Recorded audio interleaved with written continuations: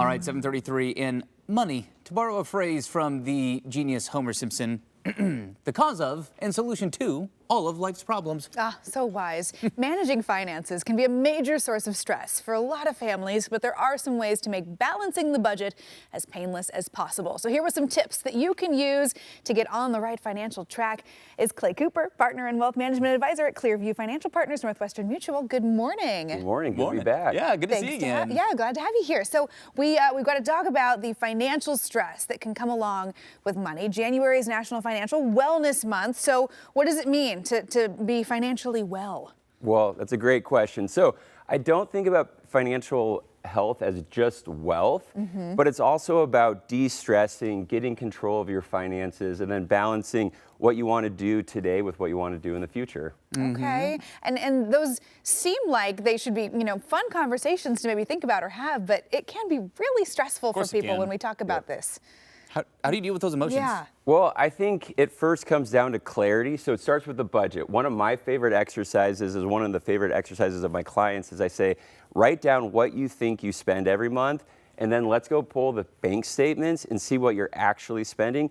Those two things can be very far apart. So budgeting is not just about spending less, but it's about getting clarity, and I think that helps you plan better in the future. It's a really good point. I'm well overdue myself for a budget clean out, and I have done that before where I haven't put down what I thought, but I had a number in my head, and I'm like, ooh, may need to dial this back or beef this up over here. Right. Absolutely. Didn't realize I was spending that much on, restaurants or, yeah. So with it, it is stressful though to do that budget clean out. So how do you get yourself started and go about that the right way? Well, we live in a world where there's an abundance of information these days, so that's not really the shortage. Sure. And we still don't act on that information, whether it's online, AI. A lot of these things can tell us, and I like to use the analogy of health. So there's free workout plans online, but people that get the best results typically have a personal trainer because they show up to the gym, that trainer holds them accountable and drives the results. So I think if you want to make a change in 2026 on your finances, you need a financial accountability partner. I think that person should be a financial advisor, but if you're just getting started, a trustworthy family member, a friend that you know is going to hold you accountable is probably the best way to get started.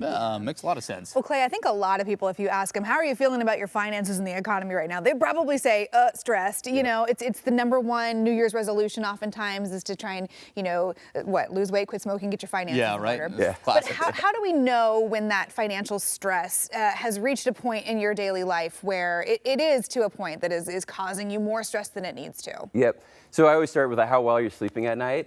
And I also think money is a magnifier, and it doesn't necessarily change who you are, but it turns the volume up on your values, your habits, and your decision making. And the inverse of that can also be very true. If you're not in a good financial situation and you're not holding yourself accountable around the budget, it's going to show up in things like your health, your work, your relationships, and other parts of life negatively. Yeah. How do you, when you set this budget and you say, okay, I'm going to spend this much here, how do you track that? Do you use an app or anything like that? I think there's so many tools. There's almost too many tools out there. But if who you bank with or your credit card is probably the best place to get started. You can typically set goals around what you want to spend, and if you start going over those goals, it starts to notify you. So I love. It's got whatever works, but it's got to be simple and it's got to be kind of automatic. I think doing the old school Excel spreadsheets, like at some time you're going to burn yourself out. Yeah, that's fair. It's a tough thing sometimes to look at big outstanding debts, whether it be student loans or credit card, or to think I need to make a budget and stick to it. It can feel overwhelming. Do you have some words of encouragement? Give us a little pep talk. Give us a confidence boost if we know that this is something we need to tackle. Yeah, no, absolutely. So I think starting small and soon is a lot better than trying to do large and late and trying to be a hero with it. I hear so many people, because we help on 401k plans, retirement plans, like people are saying, I'm going to do this first and then I'm going to start saving for retirement. And those people very rarely do start. So I think even if it's paying off debt an extra $100 or $200 a month, putting it to your retirement, an extra $100, $200, like those habits are going to pay off. And if you think about your 65-year-old self in the future, they're going to be so happy that 10, 20, 30 years earlier,